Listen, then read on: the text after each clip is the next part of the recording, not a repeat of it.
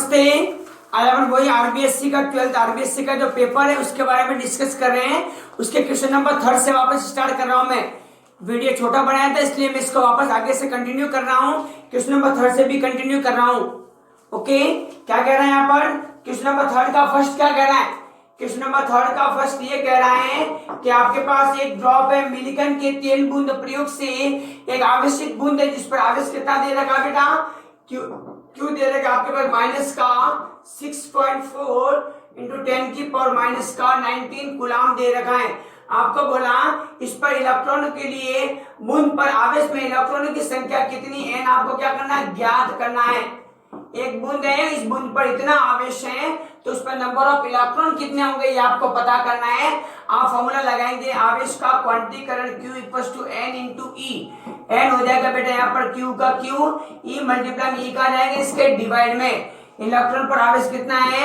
6.4 into 10 की power minus का 19 और ये 1.6 इंटू 10 की पावर माइनस का 19 ये इलेक्ट्रॉन पर आवेश होता है। ये तो हो गया बेटा कैंसिल, ये पॉइंट से पॉइंट ये भी हो गया। ये कितनी बार करता है बेटा? 4 टाइम्स।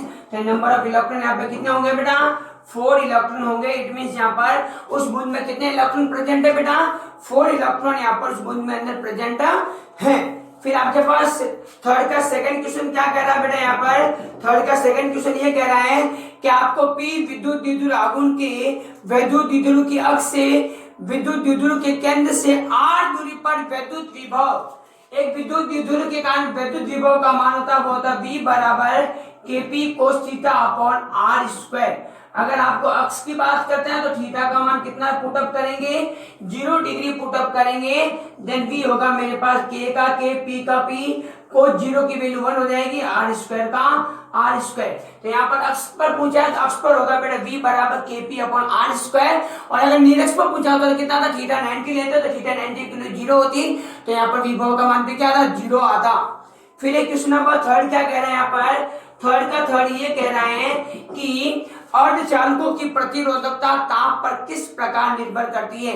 अर्धचालकों की जो प्रतिरोधकता होती है वो ताप बढ़ाने पर बढ़ती है, जबकि चालकों की प्रतिरोधकता ताप बढ़ाने पर बढ़ती है, लेकिन अर्धचालकों की प्रतिरोधकता ताप बढ़ाने पर क्या होती है? घटती है। ओके, डिक्रीज होगी। फिर क्वेश्चन नंबर क्या बेटा? क्वेश्चन नंबर फोर्थ कह रहा है थर्ड का फोर्थ ये कह रहा है कि दो सेलों के विद्युत भागबल दे रखे हैं E1 E2। आपके पास दो सेल दे रखे हैं जिनका विद्युत भागबल E1 और E2 है और जिनका आंतरिक प्रतिरोध R1 और R2 है, और दोनों सेल किसमें लगे हुए हैं? पार्श्वक्रम अर्थात समांतर क्रम में लगे हुए हैं। तो तुल्य विद्युत भागबल क्या होगा बेटा? उसका फॉर्मूला आता है E equivalent equals to E1 R2 plus E2 R1 upon R1 plus R2 होता है। ये तुल्य विद्युत भागबल का फॉर्मूला है। ओके, चलिए फिर क्वेश्चन नंबर 5 की बात कर रहा हूँ। थर्ड के 5 की बात कर रहा हूँ। थर्ड का 5 ये कह रहा है कि आप इस गैल्वेनोमीटर को आप गैल्वेनोमीटर को वोल्टमीटर में किस प्रकार कन्वर्ट करेंगे। जब भी आपको गैल्वेनोमीटर को वोल्टमीटर में कन्वर्ट करना होता है तो आप क्या करते हैं? उस गैल्वेनोमीटर के समांतर क्रम में उच्च प्रतिरोध का एक शंट लगा देंगे जिससे वो क्या बन जाएगा? वोल्टमीटर बन जाएगा। क्या बन जाएगा? वोल्टमीटर बन जाएगा। फिर यहाँ पर आपको दे रखा है किसी विद्युत धारावाही वृत्ताकार पास के कारण चुंबकीय क्षेत्र रेखा। आपको डायग्राम बना के बतानी थी, चुंबकीय क्षेत्र रेखाओं के बारे में एक छोटा सा डायग्राम बनाना था। क्वेश्चन नंबर 7 थर्ड का 7 क्या कह रहा है? फैराडे का विद्युत चुंबकीय प्रेरण का नियम। फैराडे ने विद्युत चुंबकीय प्रेरण के संबंध में 2 नियम दिए थे बेटा। कितने नियम दिए थे? 2 नियम प्रतिपादित किए थे। फर्स्ट नियम तो यह था बेटा कि जब तक हम किसी कुंडली के चुंबकीय फ्लक्स के मान में कोई परिवर्तन नहीं करते तब तक उसमें किसी प्रकार का कोई भी विद्युत भागबल उत्पन्न नहीं होता। ठीक है। सेकेंड नियम यह था बेटा E इक्वल्स टू माइनस का d∅/dt। किसी भी कुंडली में उत्पन्न प्रेरित विद्युत भागबल उसके फ्लक्स में परिवर्तन की ऋणात्मक दर के बराबर होता है। ये था फैराडे का सेकेंड नियम। फिर एक था थर्ड का 8 क्या कह रहा है? एक त्रिभुजाकार प्रिज्म के आपतन कोण I और विचलन कोण डेल m के मध्य आपको ग्राफ बनाना है। आप ग्राफ बनाएंगे, आप ग्राफ देखते हैं, ग्राफ हमेशा U के शेप का बनता है। ये आपतन कोण, ये विचलन कोण के मध्य, इसको बोलते हैं न्यूनतम विचलन बोलते हैं। इस तरह का ग्राफ प्लॉट करते हैं बेटा, ये आपके लिए काम आता है बेटा। फिर आप लोग देखते हैं सेक्शन बी में काफी अच्छे सारे क्वेश्चन है। एक समांतर प्लेट संधारित्र है जिसकी धारिता हो हमें ज्ञात करनी है, जबकि प्लेटों के बीच का क्षेत्रफल दे रखा है ए और डी दे रखी है दूरी, तो धारिता होती है c equal to a epsilon nought by d. ये इस तरह का फॉर्मूला आपको जनरेट करना था क्वेश्चन नंबर 4 में। क्वेश्चन 5 में क्या करना है, क्वेश्चन 5 में सिंपल आपको एक सर्किट दे रखा है, उसको आपको श्रेणी का मान समांतर क्रम लगा के संधारित्र का इसका कुल तुल्य धारिता का मान ज्ञात करना था। ओके, फिर आपके पास क्या था बेटा, क्वेश्चन नंबर 6 था। क्वेश्चन नंबर 6 में आपके बारे में जिक्र कर रहे हैं कि आप जो नॉर्मल प्रतिरोध है उसके तुलना में कार्बन प्रतिरोध काम में क्यों लेते हैं बेटा। कार्बन प्रतिरोध काम में इसलिए लेता है क्योंकि बेटा जो दूसरे जो प्रतिरोध होते हैं उन प्रतिरोधों की लंबाई बढ़ाने पर प्रतिरोध बढ़ता है, लेकिन कार्बन प्रतिरोध में ऐसा नहीं है, आप बिना लंबाई बढ़े भी इसका प्रतिरोध का मान बढ़ा सकते हैं। फिर आपके पास एक और न्यूमेरिकल है क्वेश्चन नंबर 7 का, जो कि किरचॉफ के नियम का सेकंड नियम के ऊपर लगा के इसको तुल्य प्रतिरोध का मान ज्ञात कर सकते थे। फिर आपके पास क्वेश्चन नंबर 8 दे रखा है, जो कि फोकस दूरी एफ और वक्रता त्रिज्या आर में संबंध है, वो क्या होता है एफ बराबर आर बाई 2 या फिर आर इक्वल होता है 2f। हम कह सकते हैं कि किसी भी दर्पण की जो फोकस दूरी होती है वो वक्रता त्रिज्या की आधी होती है और वक्रता त्रिज्या फोकस दूरी की क्या होती है, दुगुनी होती है।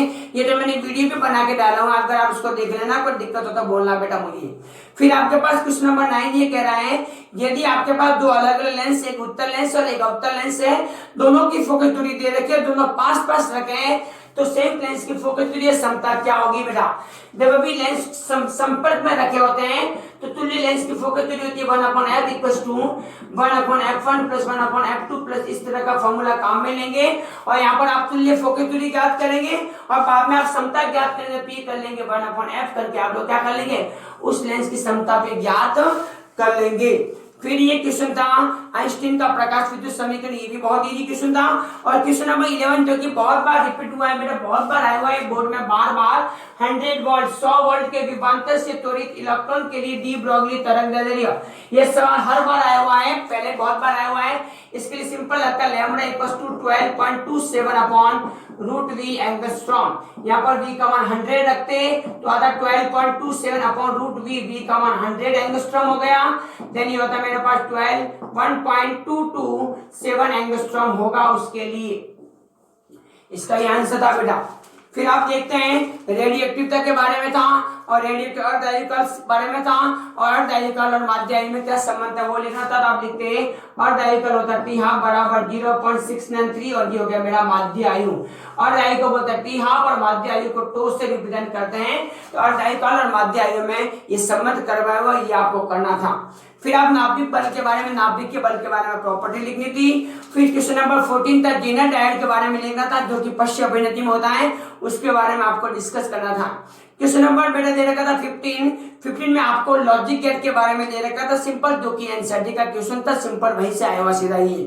क्वेश्चन नंबर 16 क्या था बेटा, गाउस नियम क्या था उसके बारे में लिखना था और उसके एक एप्लीकेशन है सेकंड है जिसका बोलते हैं बेटा प्लेन शीट बोलते हैं, उसके बारे में आपको ये करना था।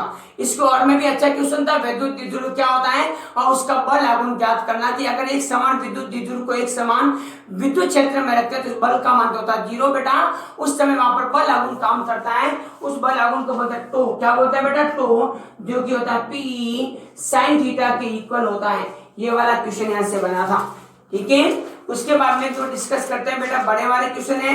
एक आपको बोला है कि एल लंबाई की छड़ है जिसका 20 चुंबकीय क्षेत्र में एक समान रूप से v वेग से गति करवाते हैं, तो विद्युत भाग बल का क्या था, वो था E equal to BVL sine of theta था। ये वाला आपको पूरा डेरिवेशन करना था। ओके, इसका अर्थ में बढ़िया था बेटा, आपके पास इसका अर्थ में था प्रत्यावर्ती धारा के बारे में था, वो आपको करना था। क्वेश्चन नंबर 18 क्या कहता है बेटा, द्रव्यमान शक्ति के बारे में करना था। द्रव्यमान शक्ति क्या होता है, किसी भी नाभिक का जो वास्तविक द्रव्यमान होता है वो उसके न्यूक्लियनों के द्रव्यमान से कुछ कम होता है। द्रव्यमान की इस कमी को क्या बोलते हैं, द्रव्यमान शक्ति बोलते हैं। और द्रव्यमान शक्ति में जो बंधन ऊर्जा होती है उसको भी क्रिएट करना था, साथ में आपको प्रति न्यूक्लियर बंधन ऊर्जा के बारे में डिस्क्राइब करना था। उसके और में एक परमाणु भट्टी के बारे में था बेटा, परमाणु भट्टी के मोस्ट इंपोर्टेंट टॉपिक थे शीतलन और एक मंदिर के बारे में आपको एक्सप्लेन करना था। फिर मैंने यहाँ पर दो क्वेश्चन है 19 जो एक सूक्ष्मदर्शी और एक है इसको और में था बेटा दूरदर्शी, इनके बारे में मैंने पहले से ऑलरेडी वीडियो बना के डाले हुए हैं, उसका आप देखे, ये पूरा वहीं से क्वेश्चन आया हुआ है बेटा। फिर आप देखते हैं 2020 क्वेश्चन तो पीएन संधि डायोड के बारे में था, वो भी मैंने वीडियो बनाए हुए हैं। और इसके अलावा में एक रेक्टिफाइड दृष्टिकोण के रूप में वो भी है। इसका एक टॉपिक था बेटा अर्ध तरंग पूर्ण तरंग, यहाँ पर अर्ध तरंग के बारे में पूछा गया है। तो इस तरह का बेटा ये आरबीएससी 12th बोर्ड का पेपर था, जो कि फिजिक्स का बहुत ही अच्छा क्वेश्चन था बेटा, बहुत ही अच्छा पेपर था, बोर्ड के लेवल का था और अच्छा क्वेश्चन बने हुए थे, बिल्कुल अच्छा पेपर था, सब्जेक्ट पर टॉपिक पर बहुत अच्छा टॉपिक था। ओके धन्यवाद। फिर भी आपको कोई है दिक्कत है तो आप मुझे कमेंट सेक्शन में करें, मैं उसको सॉल्व करके आपके पास भेज दूंगा। Okay thank you.